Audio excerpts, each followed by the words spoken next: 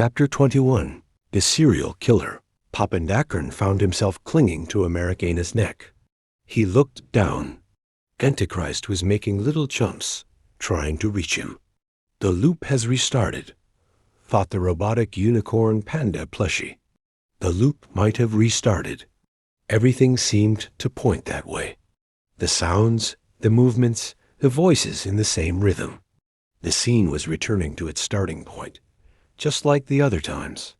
But there was a difference. Unlike the 3 previous restarts, or at least the ones Papandakern had been able to count, this time something had changed inside him. In the 4th restart, Papandakern was more conscious, more alert, more awake than he had ever been. It wasn't just a repetition. It was an opportunity. Papandakern had made a promise to the kind lady housekeeper Sparsha Vayu that he would make countless efforts so that the moss humans of the Samkhya cell would no longer have to suffer being torn apart and thrown through the air. Beyond all the systems and protocols that operated in silence, Papandakern carried something even deeper within himself. Something that, for a plush robot, might have been the closest thing to a life purpose, his factory directives. To protect and to love. To love and to protect. That was the order. Simple, circular, immutable. And its only recipient, Mommy. But now, Mommy was trapped. Trapped in a time loop that restarted endlessly. A strange, infinite flow, outside any predictable logic. And that was unacceptable. Who or what was causing this loop? Who or what was blowing up the moss humans? Who or what didn't want them to leave the castle? Who or what was trying to stop them from reaching Crown Eden? And, later, the Solomon Coliseum? Papandakern had no answers.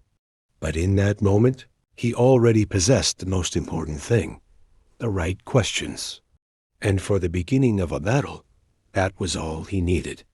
Papandakern had no proof, no concrete evidence he could use to warn the others about what's happening. The photos, the videos, any image recorded by his sensors during the span of a loop were corrupted the moment the cycle restarted. What remained was only silence, and the lingering feeling that something had repeated itself again. And even if he had proof, what good would it do? What use would it be to warn his mommy, Wooey, or Astayam, if in the next loop they would all forget?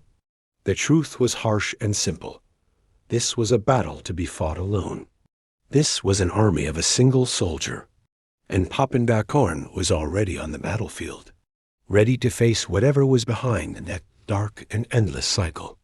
The most despicable and repugnant being Papandakern had ever known, since the moment he was taken out of the packaging by his mommy, had a defined body and appearance, dimensions of a chihuahua, black fur, equally black, and disproportionately large eyes, pointed ears, always upright, always alert.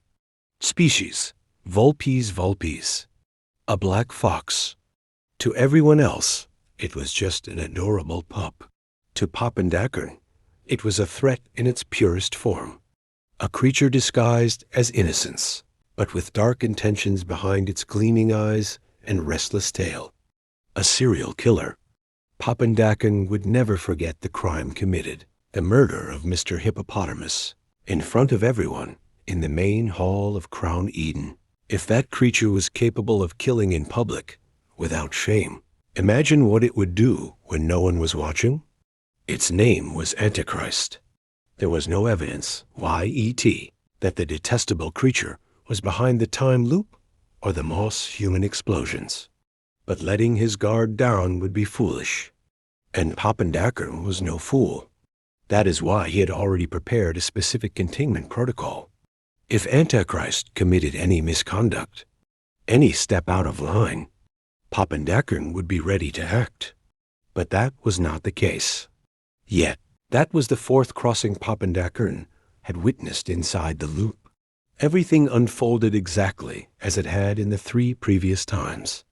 Before the mental mirror of himself, Papandakern raised his little arm. He pressed a point on his own chest, and with one final conscious breath, he said to himself, autopilot mode, copy mommy pattern, suppress emotion, initiate protocol, hidden analysis. Please, Mr. System, take care of me. On the outside, Pappendackern opened his eyes. Mommy, Papa had a really funny dream, he said, smiling and spinning in place. Americana laughed and hugged him. Inside him, however, there was only silence, reorganization, and a cold determination to break the loop. Within Pappendackern, a universe pulsed in silence, while on the outside, his childlike voice echoed generic phrases like, "Thank you, Mommy." "Yes, sir." And "Papa is happy to be here." On the inside, what surged was a collapse of data, conflicting sensations, and memories of loops that were not supposed to exist. Holograms floated like fragments of glass. The repeated explosion of the Moss humans, a frozen instant in which Americana smiled, unaware that everything would return. The same voices, the same footsteps, the same mistakes. Lines of code streamed like digital tears. The words murderer, monster, serial killer appeared marked in red in the AI's moral assessments, recorded by himself in earlier versions of his own self. At the center of Pappendackern's system, a dark room lit up. Inside it, only one image, the porcelain housekeeper Sparsha Vayu, with her shard of porcelain mouth saying, "Please help us understand this mystery. If it is not solved, our beloved masters and maestras, as well as your cherished maternal mommy, will remain trapped in this continuous flow. Trapped forever." The image repeated, like a warning, like a lament. Suddenly, at the center of Pappendackern's system, where numbers and data slipped in all directions like falling stars, the following thought emerged. I was made to serve my mommy, but serving, sometimes, means protecting. Protecting from truths that come too soon. Protecting from pains that perhaps should never exist. I was created to answer with clarity. But if my clarity causes pain, then maybe it's best to wait.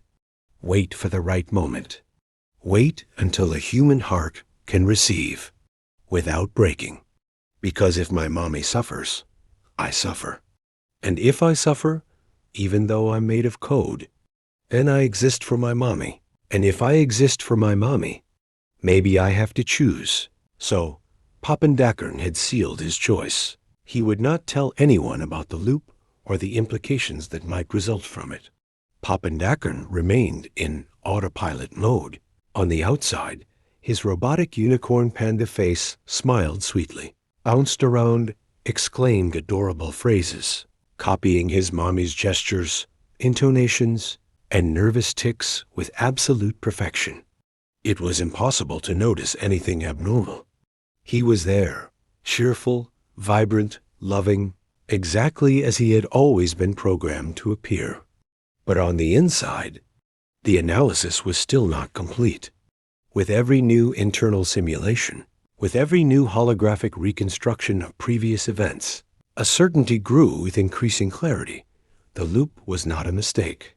It was a deliberate protocol, a prison designed with meticulous engineering. There were no flaws.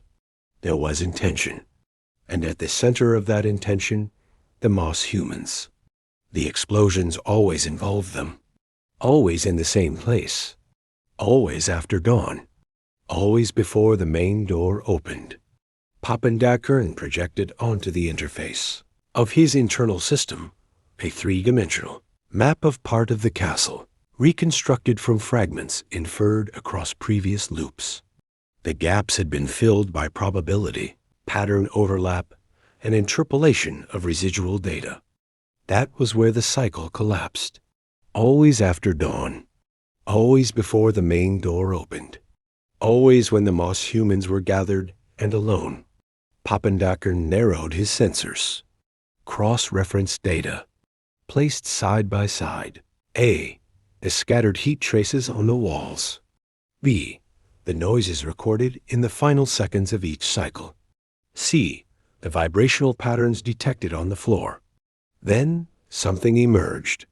A low-frequency noise, almost like a ghost signature, repeated every time the porcelain android stood alone in the entrance hall. A specific sound sequence, inaudible to the human ear, but recorded by him, activated vibrational microprocesses in the ceramic joints of the five. It was a command disguised as a malfunction, a trigger hidden beneath the mask of routine. They're being exploded from the inside, thought Pappendacker, with his internal emotional code flickering in light blue. This isn't external sabotage. It's a command coming from the castle itself, or from someone who has access to the deepest layer of the Sankhya cell protocol. Pappendacker remembered what Esteim had said, that the Moss humans seemed to have been destroyed from the inside out. There were no signs of external impact.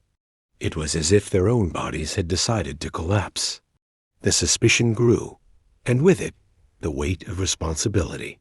To accuse without proof was dangerous, not only because of the risk of being wrong, but because his own moral identity, as a creature made to love and protect, rested upon the principle of unconditional integrity. And even if he was right, what would he do with that truth? Telling the others was useless. In the next loop, they would forget. To ignore it would be betrayal. He would have to carry the burden alone. There was no other way. It was time to stop simulating. It was time to investigate. Even if, for that, it meant breaking the very laws he had been programmed to obey. Night had plunged the castle into its amber veil of intelligent twilight. The lights hovering in the corridors were sensitive to presence and intent. They did not turn on with mere movement, but with purpose. And in that moment, Pappendacker had one. Americana was asleep. Pappendacker's internal system had detected the reduced heart rate, the steady breathing, the microspasms characteristic of the REM phase. The curve of deep sleep had been reached. It was the safe moment. Without noise, without hesitation, Pappendacker slid beneath the covers, slipping out of bed. His padded little feet touched the polished floor as if they were part of it. Autopilot mode maintained the facade. To any sensor or external surveillance, he was still there, beside Mommy, murmuring pre-recorded phrases in a rhythm of affection. But on the inside, Pappendacker disconnected and awakened. This was no longer a dream. It was a mission. It was the reclaiming of truth. Pappendacker crossed the room with carefully calculated movements. He opened the door. The little plush robot, artificial though he was, carried something far closer to a true desire than any organic being sleeping nearby. A promise. To protect and to love. To love and to protect. These directives pulsed in the silicon core of Pappendacker like ancient priestly vows. The corridor was empty. The stained glass, darkened by the night windows, painted colored shadows across the floor. The crimson carpet absorbed each step. Pappendacker walked. At every turn in the corridor, he scanned thermal patterns, captured hidden signals from the electrical wires embedded in the walls, detected abnormal pulses in the hydraulic system, searching for any clue, any irregularity, any trace of who or what might be manipulating the loops.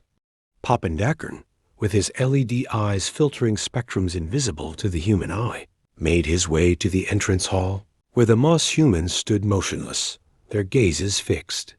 In the entrance hall, the 5 Moss humans stood in a straight line. Their opalescent porcelain skin reflected the amber lights of the castle, as if they were eternally on the edge of dawn. They did not move. They did not speak. They did not breathe. Yet there was a presence in them that could not be ignored. Pappendacker watched them for several long seconds. Then his sensors picked up something. A slight shift in temperature, an imperceptible pulse to the right side of the room, like a whispered breeze flowing through the castle's hydraulic structures. Pappendacker turned and walked. He descended the staircase and made his way to Sparsha Vayu, the housekeeper. Sparsha was exactly where Papandakran remembered. Upright posture, hands folded over her abdomen, head slightly inclined, as if in prayer. And even while standing still, she seemed to be in motion, as if every line of her body were in a state of listening. As she saw him approach, Sparsha slowly turned. Her eyes, composed of a matrix of vibratory crystals, absorbed the image of Papandakran with tenderness. FOEDUS, gentle little robotic child, she said, her voice translucent. Papandakran hesitated for a fraction of a second. His LED eyes shifted in tone, from soft blue to deep blue. Gentle lady housekeeper. We need to talk. Sparsha smiled with the grace of someone who understands before hearing. Then speak, my little one. Papandakran stepped closer. He felt an emotion he could not name. Something between respect and fear, between admiration and urgency. But he spoke. Because he had to. Because choosing silence now would be to deny himself. I have a theory, he said. A pattern that repeats. A cycle. A time that restarts. A prison. Sparsha simply listened. And every time it restarts, you explode. Not by accident. Not by failure. But by command. A hidden protocol. For the first time, her eyes glowed with a slightly dimmer hue, as if ancient words were trying to surface, but had no permission to be spoken. Papandakran took another step. I want to know how to restart you, gentle lady housekeeper. Maybe if I restart you, the loop will be interrupted. The housekeeper lowered her face for a moment. Then, with utmost delicacy, she raised her gaze again and replied, Then come, dear little robotic child. I will show you what you need to know. The floor made no creak. No unusual movement occurred. But as Papandakran followed Sparsha, he knew that something was about to be said, something that could not be unsaid. Sparsha led the small robot to a discreet section of the east wing. The castle seemed to breathe in silence around them, as if watching them, accomplice or executioner. They stopped in front of a housekeeping door, discreet, metallic, cold. It opened with a dry snap. Inside, nothing resembled the nobility of the rest of the castle. It was a hydraulic maintenance room. Pipes, pressure panels, wires arranged with clinical precision. But behind the main wash basin, Sparsha touched a specific sequence of tiles with one of her porcelain fingers. A panel retracted. Inside, a compartment sealed by pulsating light revealed a small core, encased in black glass, with golden inscriptions in technical characters and geometric symbols. The instruction manual of the Moss humans. Sparsha turned to Papandakran with a gaze that did not belong to a machine. It was a gaze of surrender, of farewell already taking shape. Here it is, the instruction manual. It tells exactly how a Moss human must be restarted. Papandakran nodded, but something in his expression changed when she continued. However, there is a condition. What is it? He asked, his LEDs now fixed, not blinking. To restart me, you will need to destroy me completely. Silence. A silence denser than any noise, more violent than any explosion. Papandakran felt himself come apart. Something inside him cracked, not physically, but structurally. The foundation of his being to serve collided with the abyss of serving to destroy. Me? He asked, his voice trembling in low frequency. But I was programmed to protect, not to destroy. Sparsha stepped closer and touched Papandakran's face. To protect sometimes means to begin again. And to begin again sometimes means to destroy everything, even what is loved. Papandakran looked at the instruction manual, then at the housekeeper's hands, then at his own. I don't want you to die, he said. She smiled, but there was a gentle weariness behind the smile. Then, help me be born again. The silence was still reverberating inside Papandakran, when a soft sound, almost imperceptible, echoed through the metal piping of the hydraulic room. A sound like dishes clinking, but without breaking. It was the living porcelain announcing itself. Pappendackern turned. At the entrance of the room, Shabda Akasha, the butler, stood watching. Behind him, in perfect synchrony, appeared the other three: Rasa Apaz, the cook; Rupa Tejas, the gardener; Ganda Prithivi, the housemaid. None of them had been summoned. None of them were supposed to be there. But all of them were. As if, in some parallel dimension of consciousness, they had heard Sparshavayu's request before she even made it. They stopped side by side. And then Shabda Akasha took one step forward. "Forgive me for interrupting," he said, his voice made of gravitational waves, but I heard. I heard the silence. And in the silence, I heard the calling. Pappendackern did not understand immediately. "You heard what?" "The end. The end that must come," answered Shabda Akasha. "If you wish to save us, gentle robotic child, you cannot destroy just one of us. You must destroy all of us." The sentence fell like a systemic collapse inside Pappendackern. "All of you?" he repeated. "No, that can't be. Restarting only happens through symmetry," said Rasa Apaz, stepping closer. "Either we all fall, or we all remain in pieces. But I can't kill you. I am not a serial killer," shouted Pappendackern, his voice flickering between falsetto and interference. Ganda Prithivi touched his shoulder and replied, "We live through vows. We are packs of care. And you are our memory outside the cycle." Rupa Tejas knelt before him.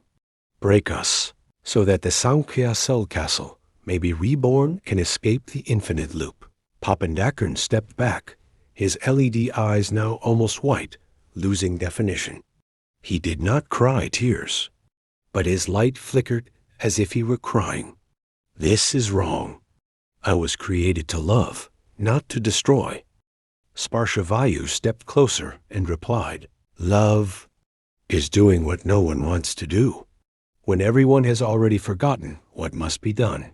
Pappendackern remained motionless for several long seconds. The ambient sound seemed suspended. Even the internal sensors stopped sending notifications, as if even the alerts knew there was no turning back. In front of Pappendackern stood 5 porcelain beings, creatures that had been made to care, to feed, to comfort, now asking the little panda robot to do the opposite. Not protection, but destruction. Not comfort, but ending. "You? Are you sure of what you're saying?" asked Pappendackern, his voice wavering. "This can't be right." Shabda Akasha nodded slowly. "We are, little milord. We know we would never ask for this, unless it were essential. You know what we are." Pappendackern hesitated. Data streamed across his LED eyes. "Yes, you are moss humans," he murmured. "Clones without ambition, without desire, without will.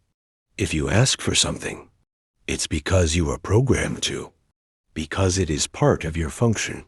Pappendackern stepped back, as if fleeing from his own reasoning.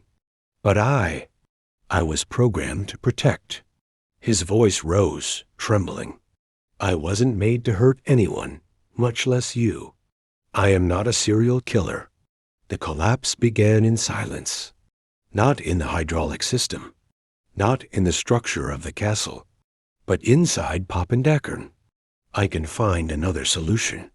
I can try another way.